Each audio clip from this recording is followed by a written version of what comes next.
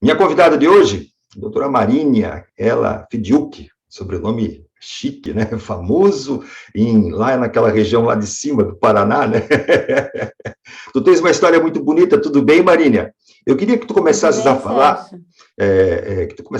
um pouquinho, Marínia, sobre um livro que tu lançou para que a gente pudesse engatar a razão da nossa entrevista. Olha só, que prazer poder falar do meu livro. Então, meu livro, até ele está aqui do meu ladinho, vou até mostrar para você. Está aqui ele. Isso. Esse livro se chama Os Olhos de Micoco e, na verdade, ele retrata uma história pessoal, né? Uma história minha, permeada das questões históricas da região ali do norte de Santa Catarina e sul do Paraná, que eu sou Pois é, tu natural tens de uma lá. história meio mista lá, né? Tu é meio paranaense e meio catarinense. Isso, isso. Mas de nascimento eu sou catarinense, porque eu nasci em Porto União. E Né? esse livro infantil, ele traz uma experiência do teu pai, certo? De uma figura muito bonita na tua infância que você resolveu traduzir como um personagem. Isso, isso. Na verdade, Micoco era um amigo do meu pai que jogava futebol com ele, né? Então, se passa quando eu tinha em torno de 1 ano de idade, e ele teve um momento muito especial na minha vida. E pelas questões históricas que nós vivemos, até mesmo do racismo, durante muitos anos eu senti vergonha dessa história, né? E aí, na medida que você vai estudando história, vai estudando psicologia, você vai entendendo as relações, você vai vendo que eu fui me dando conta que não era uma história para sentir vergonha, era uma história para sentir orgulho, era uma história de gratidão, era uma história da minha primeira superação, que foi um trauma que eu passei, e que, na verdade, uma pessoa que era muito especial, que tinha provavelmente um coração muito bom, me ajudou a superar, que era o Micoco. Então, essa história infantil, ela vai falar de superação, ela vai falar de acolhimento, ela vai falar de diferenças, de como uma criança olha para as diferenças e, principalmente, do quanto a gente pode ser melhor quando a gente aceita as diferenças sem julgamento. Mas por que eu comecei a nossa conversa com você, que é uma terapeuta renomada, neste momento de pandemia? É porque nós desenvolvemos o enclausuramento, né? As pessoas ficando em casa, mãe e filho tendo que manter uma escolaridade, entre aspas, né? Se transformando não apenas em educadora, que muitas já o eram, né? Mas também em professores e professoras. E aí vem um livro infantil contando uma história. Isso significa que a gente pode resgatar a literatura infantil, a gente pode sair do tablet, do celular, com crianças neste momento ainda de reclusão, Marília? Bom, esse livro ele só aconteceu devido à pandemia, né, Sérgio? Porque aí eu fiquei mais em casa, né, diminuiu a carga de compromissos, inclusive compromissos sociais, e eu tive tempo. Então, primeiro, a pandemia ela pode ser utilizada de uma maneira criativa, dentro das nossas possibilidades, né? Então, foi nesse momento da pandemia que esse livro se tornou real, né, Uhum. concreto. E as crianças, independente das aulas online, elas precisam da sensação do concreto. E eu cheguei a fazer uma pesquisa no Instagram, perguntando se as pessoas preferiam o livro físico ou o online, né, o Uhum. digital. E as pessoas preferem o livro físico, né? Engraçado, né? As pessoas preferem o livro físico, Agora, e principalmente as crianças. a criança se identifica com o material, que hoje é tão comum você ver a criança envolvida, né, na babá eletrônica, e você já não tem mais oportunidades de fazer com que a literatura, né, migre para a criança. É que tem toda uma coisa importante nisso, né? Primeiro, a criança está carente. Nós ainda não temos como avaliar, Sérgio, qual será a repercussão dessa pandemia no comportamento das crianças. O que Uhum. nós já estamos tendo são dados das crianças com mais dificuldade na fala e na relação social. Mas quando elas recebem o livro, que as pessoas, para comprar o livro, elas têm que entrar em contato comigo. Então, normalmente, o livro já vai com autógrafo e uma dedicatória. Elas recebem o livro com o nome delas, que a autora escreveu para elas aquela dedicatória. E elas começam a descobrir, porque o livro é bem colorido, ele é bem alegre, as imagens, né? A ilustradora foi maravilhosa, a Micheline Moss. Então, as crianças gostam disso, e elas podem pegar novamente, elas podem sentir, a criança precisa do tato. E nós, pais e educadores, temos que ficar atentos a isso. Porque nós temos que lembrar que a criança tem que desenvolver todas as habilidades dela. E a motricidade é uma das fundamentais. Sim. Ela Uhum. precisa desenvolver essa motricidade de folhear o livro, de segurar o livro, né? Cheirar, né? Porque o papel tem um cheiro Cheirar próprio, o né? livro. O livro com cheirinho de novo é uma delícia, né? É verdade. Então, ela precisa ter essa sensação do tamanho, que é diferente do tamanho do celular, né? Ele é flexível, ela pode virar, ela pode pegar a hora que ela quiser, sem que o adulto esteja presente, porque ela pode fazer isso. Então, tem uma Mas relação agora, de afeto que se estabelece com o livro eu vou também, dar um né? salto aí, Marília. Nós falamos da Uhum. criança, mas para chegar na mãe. As mães estão vivendo dramas que a gente sabe por televisão, né? Por outras informações, pela própria internet, como agora, de que as mães já não têm mais paciência com a criança ali tanto tempo dentro. E eu falo da mãe, não estou excluindo o pai, não. Eu posso incluir também, e devo incluir nessa mesma conversa, o pai. Mas eu vou focar um pouquinho mais na mãe, né? Que ela está exausta, que ela já não aguenta mais. E aí vem um outro lado, que é o da mãe estar adoecendo.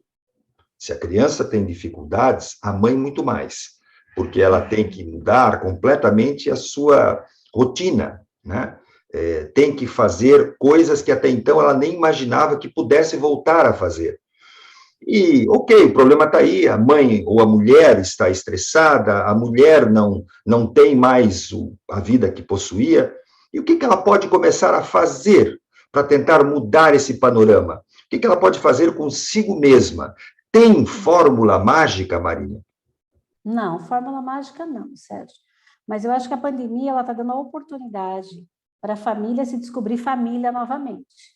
Realmente a mulher sozinha ela vai ficar muito sobrecarregada. Então é o momento do grupo familiar entender que cada um vai ter que fazer a sua parcela. Então o maior estresse e desgaste das mulheres é quando elas se sentem abandonadas do restante da família. O que eu falo disso? Falo do marido, né? Da família, às vezes, que mora próximo. Então, é um momento que você vai ter que fazer o que se fazia antigamente, quando não tinha, quando as mulheres não trabalhavam fora, né? Certo. A grande maioria. É essa relação familiar. Então, às vezes, entra nisso a cooperação das irmãs, das cunhadas, dos cunhados. Então, precisa que a família entenda que estamos todos na mesma situação. Então, a mulher precisa que o marido, às vezes, chegue em casa e, por mais que ele esteja cansado do seu trabalho, ele entenda que ela também está sobrecarregada. Então, que ele pode assumir por algumas tarefas em casa para que ela possa, naquele momento, poder descansar um pouco. Mas o que eu vejo? As mulheres se cobram demais. Elas querem ser mães perfeitas, donas de casas perfeitas, esposas perfeitas e ainda mulheres belas, né? Então, esse excesso de cobrança faz com que elas deixem para último lugar elas mesmas. Então, é o que eu tenho falado muito do conceito de bolhas de saúde. Bolhas de Bolhas de saúde, a gente tem... saúde. bolhas de saúde. É um conceito que eu criei nessa pandemia. Porque nós estamos todos imersos nesse oceano que se chama pandemia, com todos os seus riscos, com todos os seus agravantes. Mas nós não perdemos a capacidade de nos adaptarmos. E o nosso cérebro tem essa capacidade de adaptação. Então, nós podemos criar nossas bolhas de saúde. Por exemplo, a mulher pode criar um momento em que ela vai dizer para o marido: agora eu preciso tomar o meu banho, eu preciso do meu momento. Então, ela vai fechar a porta do quarto, ela vai fechar a porta do banheiro, ela vai colocar uma música, ela vai tomar um banho mais demorado, ela vai cuidar um pouco dela. Uhum. A família pode criar um momento de bolha de saúde. Em vez de não podemos ir ao shopping, não é recomendado ir ao shopping, vamos fazer o nosso momento. Então, vamos fazer um jogo juntos, vamos rever fotos antigas juntos, vamos contar histórias da família, fazer aquilo que se fazia lá no passado, no interior, quando não tinha televisão, né? Uhum. Então, criar esses pequenos momentos de troca. Às vezes é fazer uma chamada de vídeo para uns amigos e conversar sobre. Eu tenho uma amiga minha que faz uma coisa muito bonita com a família dela. Todo sábado eles têm um momento que eles se reúnem e cada vez um traz uma poesia. E eles leem essa poesia e falam sobre a poesia, falam sobre a vida. Então, eles não estão fazendo uma chamada de vídeo para saber se alguém está doente ou se o vizinho está fazendo alguma coisa errada. Eles têm um Entendi. momento de saúde, né? Uhum. Então, a gente está sendo chamado a ser criativo, né? Nós, lá em casa, decidimos a nossa bolha de saúde no café da manhã. nós ligamos música, né? Então, cada dia um escolhe a música, a seleção de músicas para o café da manhã. Então, é uma forma de a gente criar Tem alguém que saúde. escolha funk ou rap, alguma coisa assim, não? Não, não, não, nada Ai, que disso, bom! não, não, não. Então são pessoas saudáveis, ok. Que há um certo respeito para o momento do café da manhã, né? Porque o Uhum. café da manhã pede algo mais agradável, mais tranquilo. Ou talvez o rap tenha o seu momento, o funk, em outros lugares, mas não no café da Se manhã. minha filha assistir essa entrevista, como vai fazer, ela vai me censurar do início ao fim em relação a essa questão musical. Certeza, Há certeza. grandes Até porque discussões, nós temos que respeitar que são formas culturais, né? Mas sem eu acho que dúvida, tudo tem um momento. sem Assim dúvida. como a gente não vai num casamento de gala de chinelo de havaiana, né? Você não vai colocar, às vezes, no café da manhã um funk para ouvir. Mas Eu acho que eu interrompi o teu café da manhã. Aí você se disse que interromper criou meu o teu café da momento. manhã. Então, a gente vai criando esses momentos, essas bolhas de saúde, né? As Certo. minhas bolhas de saúde nessa pandemia foi quando eu paro para escrever. Eu escrevi 2 e-books, né? Eu participei de 2 e-books. Saiu agora um livro, que eu também fiz o pós-fácil. Eu escrevi esse livro e já está o outro, está pronto já, só falta ir para a ilustração. Então, eu fui criando meus momentos de bolha. Quer dizer, nesse momento eu não vou pensar na pandemia. Nesse momento, eu não vou pensar em tudo que está acontecendo, que é doloroso coletivamente. Eu vou pensar naquilo que eu posso fazer para me sentir bem, ou naquilo que eu posso proporcionar para minha família. Então, esses momentos que a gente chama de bolha de saúde nos fortalecem, Sérgio. Eu vou acrescentar uma sugestão, Marília, que é também um resgate lá de trás, que é o hábito ou a forma de se escrever uma carta com a mão. Hoje, Uhum. as pessoas já não sabem mais escrever, que não seja digitando, certo? E no ato de você estar escrevendo com papel, caneta ou lápis, aquilo faz algo diferente. Eu sei pela minha experiência de hoje, né? Não é lá de trás. Tem coisas que eu gosto de fazer na caneta e no papel, por mais tecnologia que exista. Então, você imagina, Marina, você fazer uma carta para, como você mesmo disse, um amigo, uma amiga, um parente, né? Ou mesmo para você, né? Deixar lá o seu diário do que você está vivendo. Isso, de novo, que você está falando, então, é uma bolha, mas para isso acontecer, a pessoa tem que estar naquele momento em paz, no ambiente, né? A sua Ou ela tem que individualidade. decidir, veja, ela precisa, porque se a gente ficar esperando que o mundo traga esse momento de paz, talvez ele não aconteça. Nós adultos precisamos usar o nosso livre-arbítrio e tomar a decisão de que eu, independente da pandemia, vou trazer um momento de paz agora. Né? Então, se eu vou escrever uma carta, eu não vou escrever uma carta de qualquer maneira. Eu vou colocar uma música, eu vou comunicar que eu quero ficar um pouco sozinha, eu vou criar esse ambiente. Mas isso, nós somos ainda muito imaturos, a maioria de nós. Nós queremos que o mundo se reorganize e aí a gente vai chegar e fazer. Não, somos nós que temos que organizar esse mundo para que eu possa fazer. O sonho, Marília, tem uma questão aqui de que as pessoas não projetam pós-pandemia. Ah, eu quero acabar com a pandemia, eu quero acabar, quero que saia logo, mas ninguém faz sonhos depois da pandemia. Uma viagem, por menor que seja, quando eu digo viagem, muitas vezes é um passeio, certo? A estatística mostra que as pessoas em Santa Catarina não estão viajando mais do que 300 quilômetros.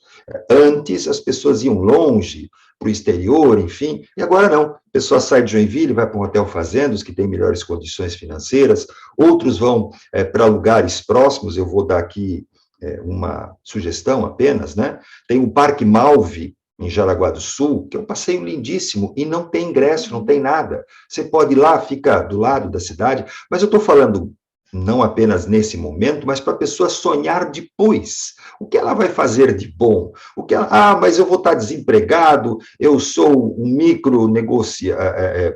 negociante, empresário, quebrou, etc. Mas e o sonho depois? O que ele vai fazer? Será que não tem mais? A vida dele vai acabar na pós-pandemia, Marinha? Como é que a pessoa enfrenta uma situação como essa? Bom, eu vejo que as pessoas que vão se sair melhor dessa pandemia foram aquelas que não dependeram nem do fim da pandemia para sonhar. Nós devemos continuar sonhando mesmo na pandemia. Foi assim que os sobreviventes do Holocausto conseguiram passar por tudo aquilo. Eles não pararam de sonhar e de acreditar. Porque podem prender os nossos corpos, mas não podem prender as nossas mentes. Nossa mente é livre. Então, eu diria, não deixe para sonhar quando acabar, sonhe desde já. Olhe para o futuro e veja a sua vida como você Isso, deseja que ela seja, né? isso. E quando a pandemia acabar, eu tenho escutado algumas coisas de pacientes, né? Até de jovens. Um jovem disse para mim assim, Marinha, até daquele Natal chato de família eu estou com saudade, né? Então, assim, as pessoas vão estar tão carentes de encontrar que, eu diria, elas vão viajar muito. Mas primeiro, Sérgio, as pessoas vão querer se encontrar com os que estão bem próximos. Vão Uhum, querer fazer aquele almoço de família, sabe, com a mesa cheia de gente. Vão querer fazer aquele churrasco que vai até as 5 da tarde, porque as pessoas estão precisando disso. E depois elas vão voltar, porque é natural. Mas eu diria, você não precisa passar por tudo isso sofrendo. Você pode uhum. passar pensando que você pode ser uma contribuição. Então, eu diria para você, como que eu posso me ajudar e ajudar a humanidade? Eu preciso estar bem. Então, se eu cultivar bons pensamentos, boas atitudes, fizer escolhas mais saudáveis, tanto de alimentação, do que eu ouço, do que eu vejo, eu fortaleço meu sistema imunológico. Logo, eu não vou ser tão vulnerável ao vírus. Não que eu vou estar invulnerável, mas eu vou estar menos Uhum, vulnerável. uhum. E se eu estou assim, eu não sobrecarrego o sistema de saúde, porque eu não vou ficar passando, não vou ficar mal. E também não vou ficar Certo. contaminando as pessoas, porque eu aceitei que eu estou numa pandemia e eu vou tomar a atitude correta. Então, eu aceito a realidade, eu cuido de mim, e por eu fazer isso, eu já sou uma contribuição. E ser uma contribuição hoje, a gente não sobrecarregar o sistema de saúde, é eu colaborar para a conscientização das pessoas. Porque vai passar, Sérgio. A gente já passou por coisas muito piores na humanidade, com É, muito sem menos dúvida. recursos do que nós temos hoje. É, Né? o que a gente apenas pondera, né, calcula, tenta calcular, é a que preço nós vamos passar esta pandemia, né? E este preço não se conta apenas com as pessoas que morreram, mas também as pessoas Não. que ficaram com sequelas, sejam elas emocionais, neurológicas, portanto, ou sequelas físicas, né, de uma outra Sim. forma, muscular, de coração, enfim. Mas, Marília, Isso, na verdade, a gente não tem ainda como mensurar, né, Sérgio? O não. que nós temos que ter claros, quando eu falo da bolha de saúde, eu estou falando justamente porque nós temos que ter claro que todos nós, eu, você e todas as pessoas, independente de estarmos contaminados ou não, estamos em estresse traumático continuado, porque a situação não acabou. Uhum. Tomando consciência disso, eu vou criar esses momentos de saúde para fortalecer a minha saúde mental, a minha saúde psicológica. Mas os danos que vão vir, a gente ainda não tem. As pesquisas são assustadoras. Nós temos 53% da população brasileira que aumentou o seu quadro de depressão e ansiedade, né? E isso nós não estamos nem falando das pessoas que tiveram Covid, mas o simples fato de estar vivendo uma pandemia. Isso. E você Mas falou uma eu coisa, vejo que nós desculpe, estamos sendo chamados, só para concluir, eu diria assim, claro. a gente olha que a humanidade cresceu muito em termos tecnológicos. A pandemia veio nos chamar a dizer assim, agora está na hora de vocês usarem todo esse conhecimento em prol do humano, que somos nós. Né? Marília, nós estamos, como você mesmo disse, com estatísticas altíssimas. E o outro caso que é grave é que o serviço público de saúde não vai poder atender essas pessoas. Nós não temos psiquiatras no volume necessário, terapeutas, como é o teu caso, mesmo que o SUS fosse pagar para essas consultas, nós não temos gente suficiente, profissionais, para atender este volume, né? Então, mas eu vou me tratar, eu vou comprar remédio. Como? Mas eu não vejo muita solução para isso, né? A não Eu diria ser para você, eis o desafio para os próximos governantes, né? Os governantes isso. daqui para frente. É. Porque vai ser um desafio que vai ter que ser uma reavaliação de como o sistema de saúde vai funcionar. Mas aí eu estou na minha casa. Eu sei que ali na frente dificilmente eu vou conseguir superar as minhas dificuldades. Então, eu começo a observar, né, as pessoas no meu convívio, alguém que ficou agressivo demais. Sabe aquela pessoa irritada ao extremo, antes já era nervosa, ficou muito mais? Ou o contrário, a pessoa que até tinha uma certa atividade começou a ficar cada vez mais no canto dela, não me incomode, eu vou lá e fico no quarto e fecho a cortina.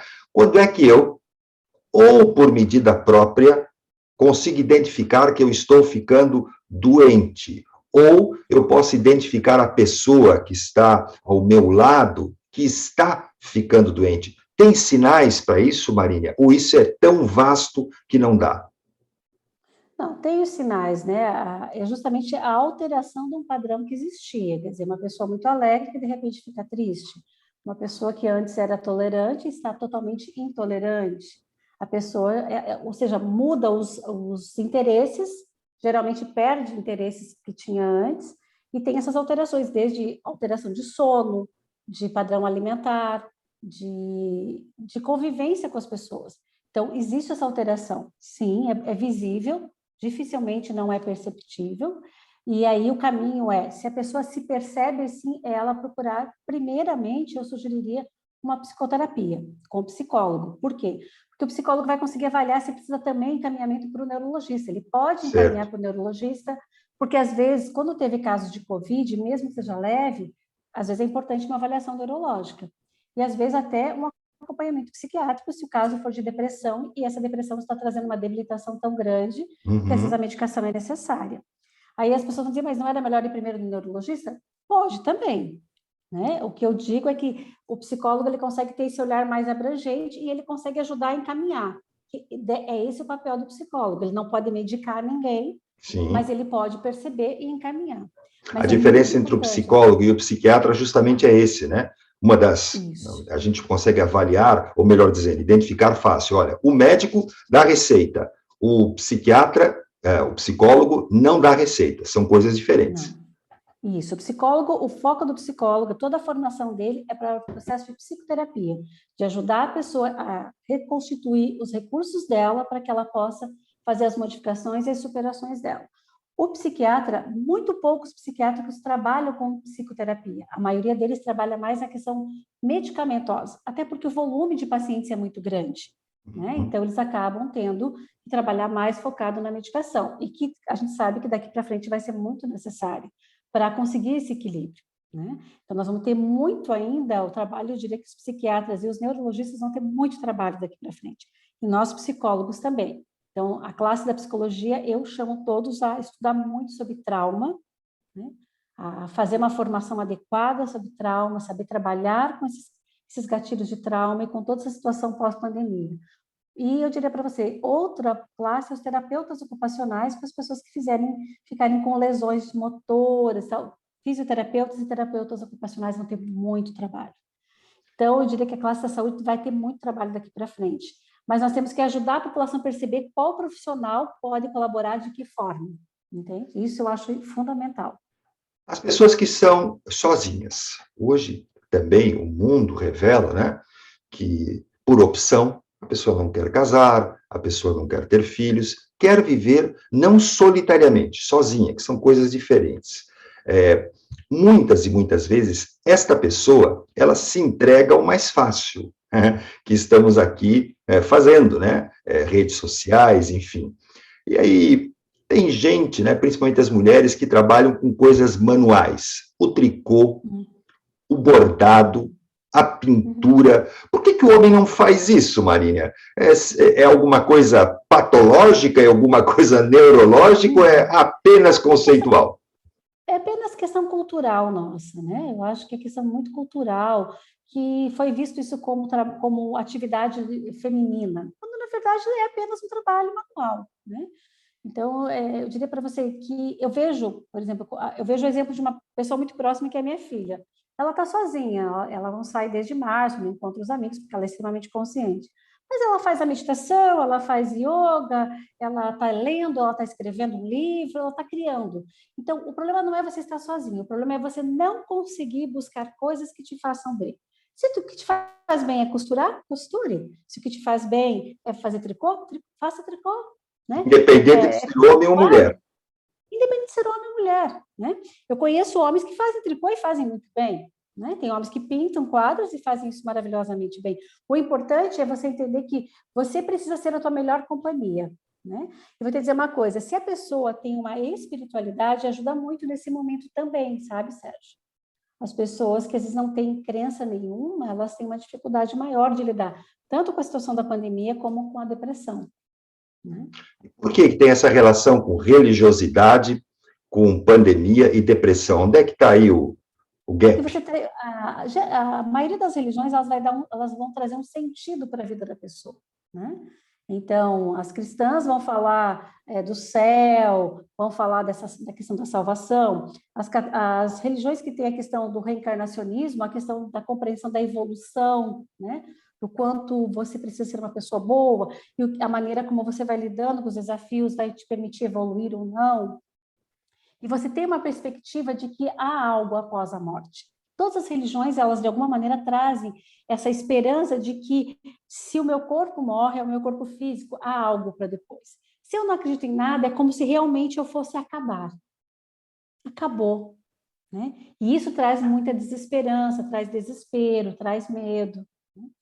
Marília, falamos aí sobre livro, falamos aí sobre cartas, falamos sobre reuniões e saudades, fotografias, falamos também de tricô e crochê. A minha mãe, viva hoje, mas continua viva, graças a Deus, mas hoje ela não consegue mais o crochê. Ela me dizia assim, meu filho, sabe por que o crochê me faz bem, me relaxa? Eu digo, não, mamãe, não faço ideia, a senhora fica ali com aquelas agulhinhas e o fio, né, que a senhora de vez em quando pede para comprar, porque não achou a cor exata, etc e tal. Ela disse, meu filho, que eu tenho que ficar contando. E esta concentração em contar faz o meu cérebro relaxar ao mesmo tempo. Engraçado, né, Marília? Como é que as coisas, a princípio, não se conectam, né? A razão da lógica com a emoção. Mas, na verdade, tem uma lógica, é que nós não está sendo vista, mas se você pensa, assim como sair para caminhar é tão saudável, se você perceber o tricô, ela está trabalhando com duas mãos, olha só o movimento. É uma estimulação bilateral do cérebro, assim como caminhar. O pintar também, né? A pessoa está pintando, está mexendo. Então, cozinhar também. Cozinhar tem a coisa afetiva do meu movimentar. Então, isso tudo faz uma estimulação cerebral e estimula sensações boas. Nós temos que lembrar, se eu fico vendo programas ruins, notícias ruins e pensando coisas ruins, eu produzo noradrenalina no meu cérebro. Isso coloca meu corpo no estado de luta ou fuga. Se eu vou cozinhar amorosamente, se eu vou escrever cartas, ler livros, sair para caminhar, eu estou produzindo endorfina, dopamina, né? Ocitocina, eu estou rindo com pessoas. Isso faz o quê? Faz com que eu resgate uma sensação de bem-estar. Então, é uma questão de inteligência a maneira como eu vou lidar com o meu dia a dia, com as minhas escolhas. Marília, muito obrigado pela tua aula, né, pela tua entrevista. Quem quiser fazer um contato contigo pelas redes sociais, que eu acho mais fácil, como é que te acha? No Instagram é Psi Marília Fediuk. Como é que você escreve Fediuk? F-E-D-I-U-K mudo no final. Ok. É como está na sua... então, é o mesmo do seu nome, onde está escrito aí embaixo na legenda. É o mesmo nome. Isso, é o mesmo. Isso mesmo. Então, é Psi Marília Fediuk e no Facebook é Psicóloga Marília Maria Fediuk. Muito bem. Nas redes sociais me encontra. Muito obrigado mais uma vez. Felicidades, saúde, já que você foi vacinada. Parabéns pelo trabalho. Obrigada, eu que agradeço e desejo que todos nós possamos nos abraçar em breve.